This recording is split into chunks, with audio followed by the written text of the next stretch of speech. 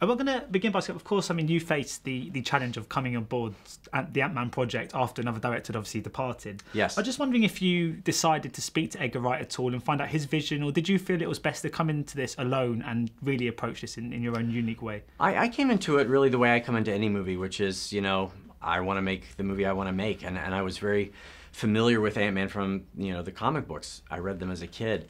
So I came in and I had very specific ideas about those characters and things I wanted to see.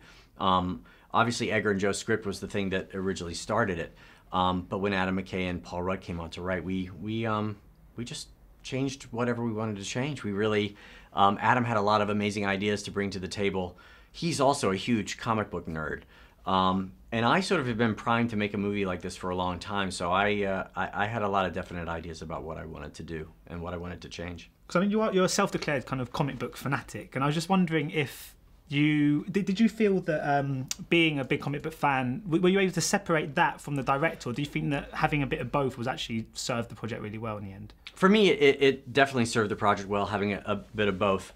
I don't think you can ever sort of be completely bound by the comic books, because there are things that work in the comic books that don't necessarily work in a movie. A lot of those things are dated and you have to update them. But also, you know, there have been a lot of superhero comics and superhero movies since, you know, 1962 when Ant-Man debuted. So it's really about kind of making it of the moment and finding the thing in that story that's different than, you know, again, this is the 12th Marvel movie. So it really was about finding things that felt new and different for the audience. I mean, the film, in regards to tying it down to a genre, I mean, I guess it's a superhero movie, of course, but I mean, it's as much a comedy as it is a kind of family drama, as it is an action movie, adventure.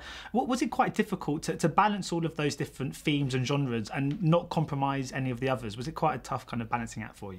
I liked the balancing act. I mean, as you said, it's a comedy, it's a heist movie, there's a family drama in there, and it's got to be funny all the way through. I feel like, you know, there's been such a long history of movies that sometimes they can get shackled by just being, you know, confined to one genre.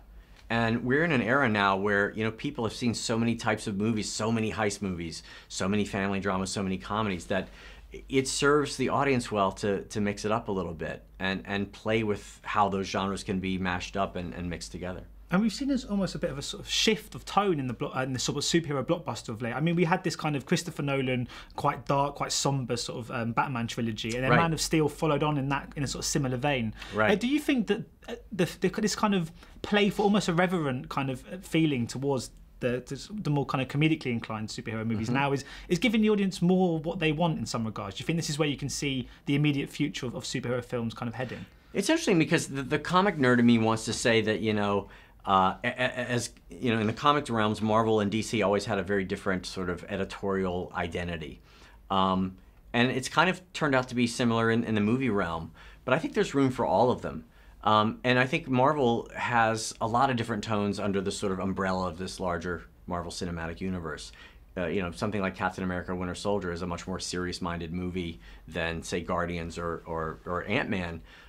They all have serious themes within them. Some are more comedically inclined than other ones, but I like that there's room for all those different styles.